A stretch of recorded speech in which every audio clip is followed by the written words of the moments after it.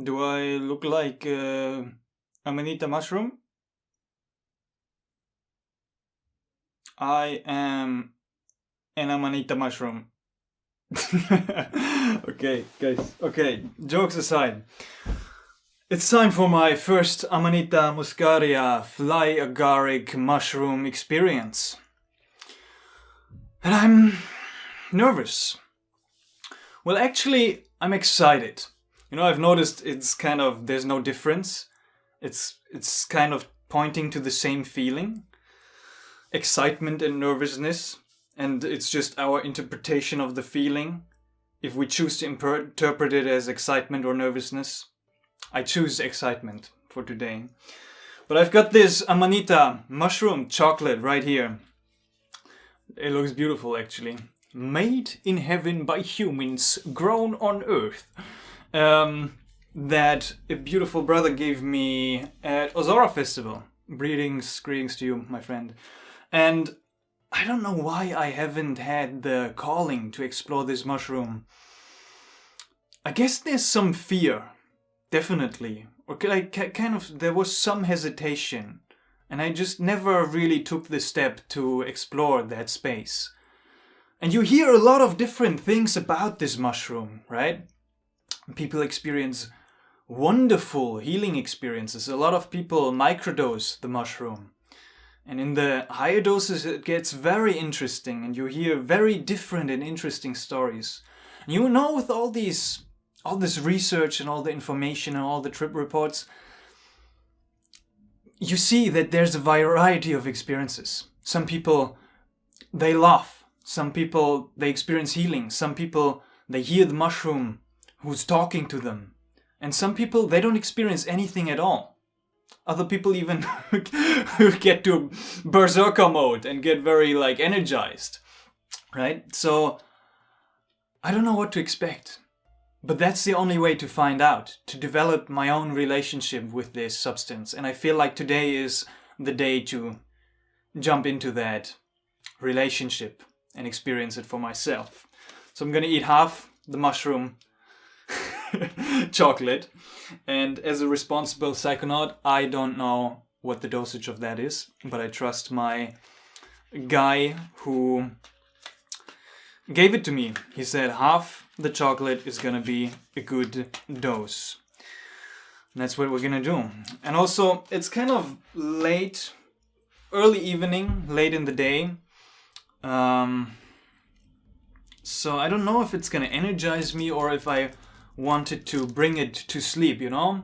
I'm a little bit tired, haven't slept that well last night, but so I'm prepared for both. If it's gonna be a very activating journey, I'm gonna stay up throughout the night, and if I feel tired and I feel the desire to sleep, I'm also gonna engage in sleep and see how the mushroom is working in sleep, right? You hear a lot about lucid dreaming and a lot about this mushroom working in lucid dreams. So, wow, this is it. And I haven't explored a new substance in a long time. I've kind of stuck to my familiar ones. So this is very interesting to honor this little piece of chocolate right here. I'm gonna do some preparations and pray a little bit and read a little bit and sing a little bit to this piece of chocolate, to this piece of Amanita Muscaria, fly agaric mushroom, and then go into the journey and see what comes up. I'll take you along. Oh, and before I can't say it anymore, there's a link in the video description if you're interested about joining the Psychedelic Actualization Inner Circle, or you want to work with me one-on-one. Check out that link.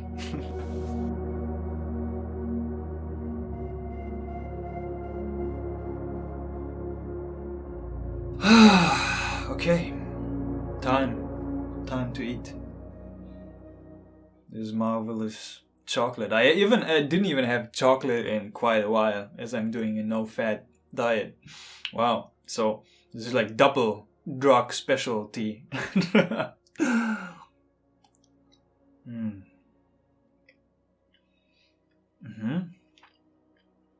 Mm-hmm.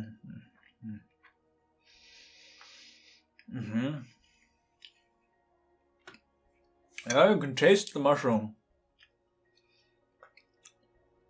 Yeah. Tastes interesting. It doesn't taste like your usual cubensis, your usual psilocybin mushroom. And it isn't, right? Amanita? Mm-hmm. Very interesting. It's not sweet. And Amanita is not your classic psychedelic, right? It doesn't work on the 5-HT2A receptor. I think it works on the GABA receptors. And it's muskimol, right? In the Amanita that is giving the main psychedelics effect. And the other component, I forgot the name. But it's interesting to see these classifications, right? To see, is Amanita a psychedelic? Would it be considered a psychedelic as its effects are quite distinct from the classic psychedelics? Would it be considered an entheogen? It might reveal the divine within, right? Might it be considered a hallucinogen? What is a hallucination? Good old question.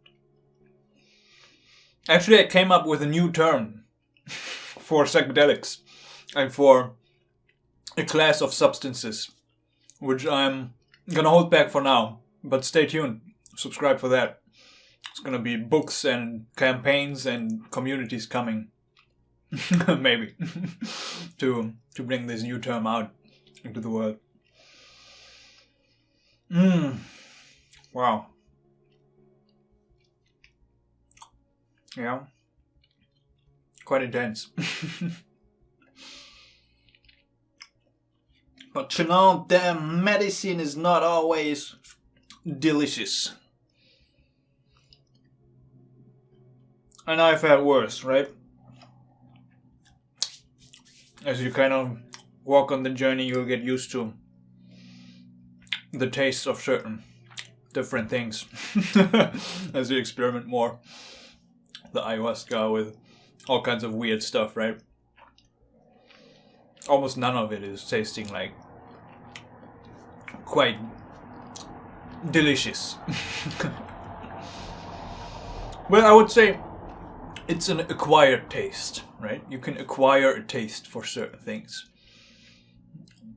For example, nowadays the ayahuasca is not as bad for me anymore as it was a couple of years ago. Last little piece. Wow. It goes so fast. Thank you. Thank you. On the good start of this relationship. Keeping the time. It's 6:30. Alright. I'll write it down. No, did you watch this video till the end? Because at the end is where the juicy insights come, because the mushroom did work when I went to sleep. The Lord of the Universe is the treasure of excellence. His limits cannot be found. He is not obtained by mouthing mere words, but by rooting out ego from within.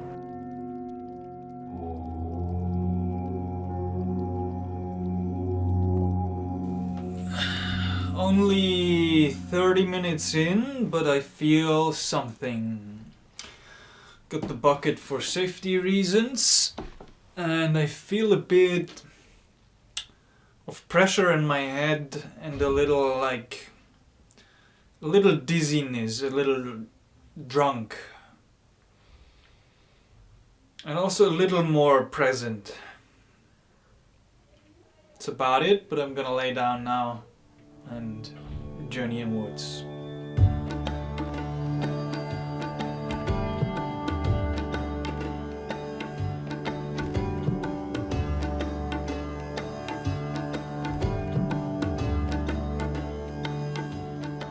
So we're about 1.5 hours in to this thing. Visually there's not much going on, but I definitely feel something is happening. What I observe is kind of like a distance I have, a dissociation from my personality, from myself. Kind of like a clear look on that. And otherwise, it's very gentle and soft. I could feel the vibrations from my head, from my toes to my head, kind of rushing through, slowly building up and arriving. And I just feel this very soft and gentle presence that is kind of there. And at the same time, I feel very calm, very quiet. So interesting. I'm curious. Definitely said there's something unfolding and happening, but not really intense.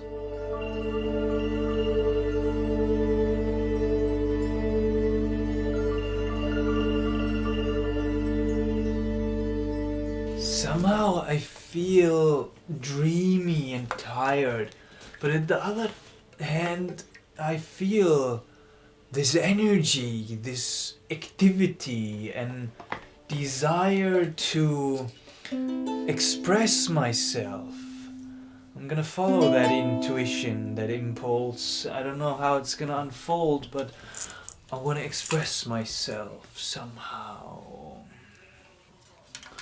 And visually, there's definitely something going on. It's different than the psilocybin, but there's definitely some shift in my visual perceptual field.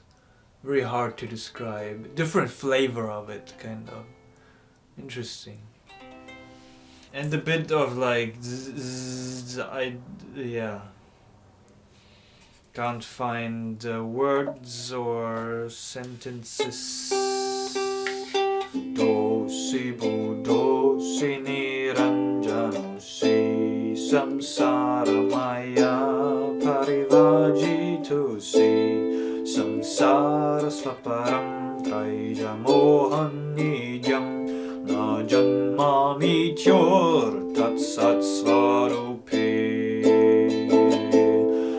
Satchidananda Parabrahma Purushottama Paramattama Sri Bhagavate Samhita Sri Bhagavate Namaha Hari Om Tat Sat Hari Om Tat Sat Hari Om Tat Sat Hari Om Tat Sat.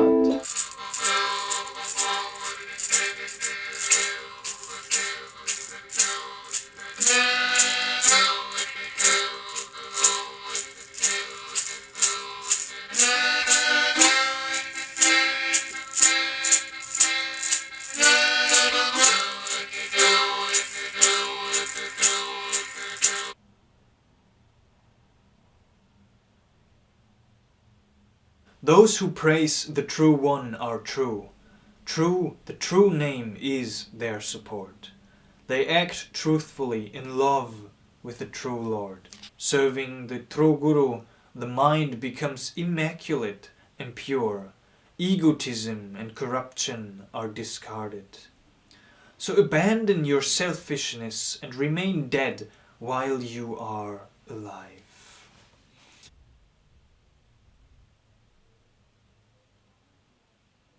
Also, it feels like time is passing slowly.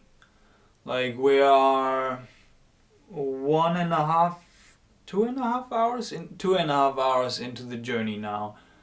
But it feels like 2.5 hours, you know? It feels like we've been here quite a while. So that's interesting. It's not as packed as the psychedelic experience with the psilocybin. So I feel like it's time for some rapé to see what happens. Putting some rapé into the mix and center myself.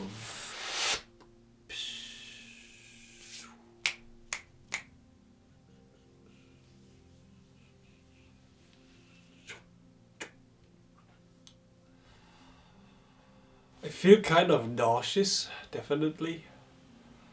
And as I'm focusing on the breath, sometimes thoughts come in, but like it's confusing a little bit. It's a little bit a state of confusion that is arising. Of I might have to put into the substance a little bit to lead it somewhere. Otherwise it's this dreamy space.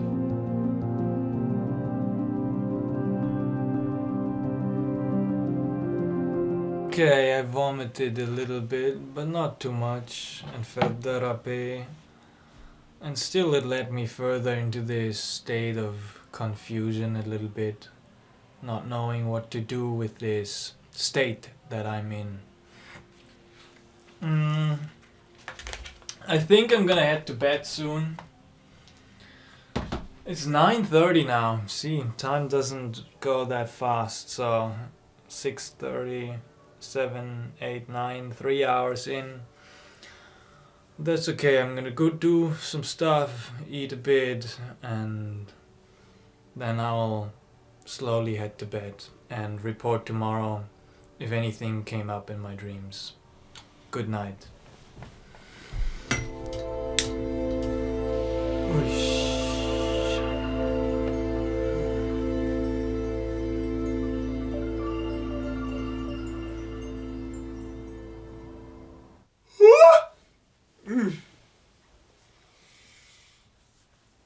Yeah.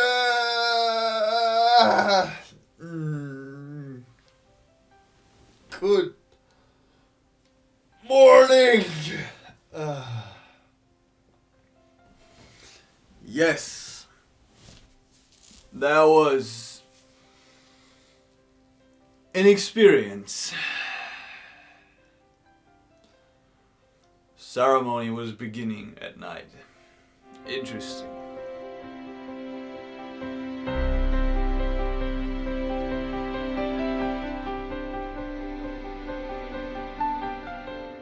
So that was a very interesting experience. Wow. So what happened was that as I was preparing for sleep and going to sleep, I got a little bit more dizzy. Wasn't even hungry anymore, and everything kind of started twisting and turning a little bit. And I felt very uncomfortable, actually. I was not feeling comfortable. And then I was lying in sleep, and it just kept on turning, but I was like, whatever. And I fell asleep. And the fascinating thing is, it did work during sleep. So I woke up in this dream, kind of, right? It's then this line between tripping and dreaming was blurred. And I was dreaming about this anime series, One Piece. and kind of some characters in that series were interviewed about life purpose and about fulfillment and it got very deep, kind of, the conversations that I was observing in that series, kind of like it was going very deep and it was very profound. Like I was amazed by how profound it was. And then I awoke in the dream and I was like, this is a dream, or this is even like, this is, I don't know, tripping, dream, whatever. But it was kind of the first time. I'm not that much into the dreaming world. It was kind of the first time I tapped my space into this lucid dreaming world. I was like, this is a lucid dream now. I'm aware that I'm dreaming or that I'm tripping, basically. And then I was in this space and it did feel like it was intense. It was way, way, way more intense than the previous hours where I was awake, right? And I was recognizing this is like ceremonial space. this is the power, or kind of the mushroom that is working right here. And I kind of navigated this animated space and these conversations a little bit more, observed that, and then it kind of got around to me. I was still nauseous. I was even aware of my body, even though I was kind of sleeping. I was aware of my body. I could even move my body. So that was interesting. And then it was about me. Still, like, not a clear direction. The mushroom was not giving a direction of where the journey is leading, but I was still very active in my input of, like, what am I going to think about now? What am I going to do now? Okay, think about my path. Think about my work. Think about, and then certain insights were arising, certain things were forming. It's so hard to describe, but it was interesting. And also very hard now for me afterwards to grasp anything from that. Even to remember that dreamlike state. It's slips away very, very fast.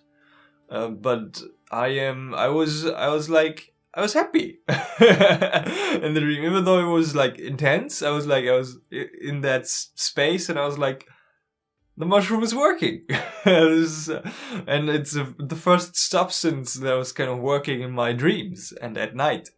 So very fascinating experience. As I said, I don't know what to take out of this, but I could kind of feel that it was profound.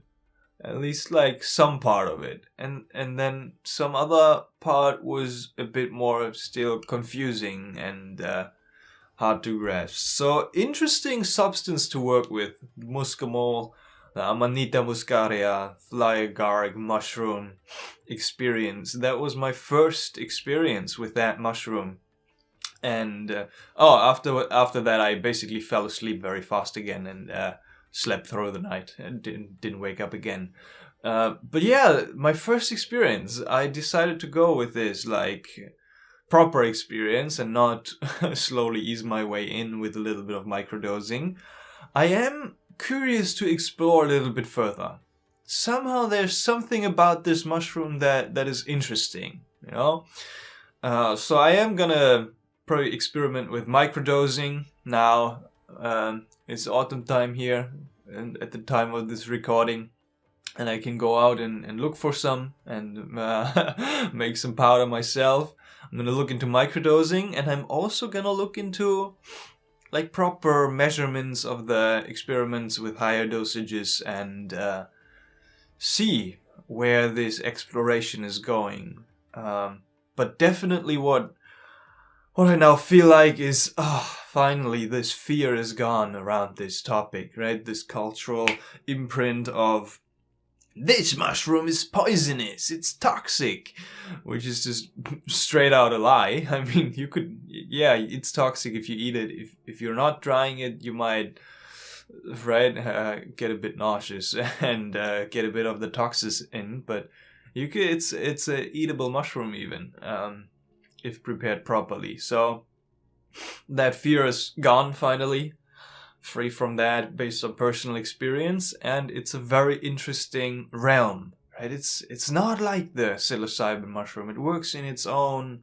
way. It has its own voice, its own territory, and I find that very fascinating, especially because I was mostly sticking with the classic psychedelics for the last years. So thank you very much for watching and being on this journey with me. I truly appreciate it. As I mentioned, if you're curious about joining our inner circle, connecting with psychonauts to actualize your life purpose, there's a link in the video description for joining the Psychonauts Path to Purpose program. I love you all. I'm curious about your experiences with Amanita. Shoot me a message on Instagram, Psychedelic Actualization, or write it here in the comments. What are your thoughts around this? And yeah, thanks for being here with me. Truly appreciate it. Have a wonderful rest of your day. Much love.